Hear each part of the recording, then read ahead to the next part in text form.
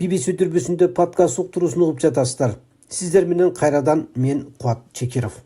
АКШда Лос-Анджелеске жакын жердеги Монтерей парк шаарында массалык ок атуудан кеминде 10 адам каза тапты, дагы ошончо адам жарадар. Кол салган адамдын эмне бою максаты бар экени белгисиз. Монтерей паркта 60 миңдей адам жашайт, көпчүлүгү Азия тектүү.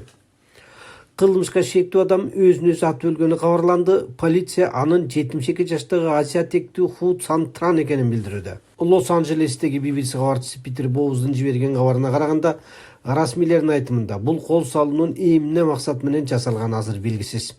Ал өзүнүн аялы менен чатакташып кетип ушул ишке барганын Лос-Анджелестин Кытай соода палатасынын башчысы Честер Чоң жергиликтүү телеканалдан билдирген. Бул кандуу окуя райондун жашоочулары ай календар боюнча жаңы жылды тосуп жаткан учурда болду.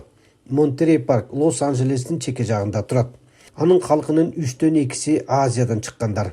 Жакын жерде ошондой эле жаңы жылдык дагы бир фестиваль өтүп жаткан экен. Коопсуздук максатында фестиваль экинчи күнүндө токтотулду.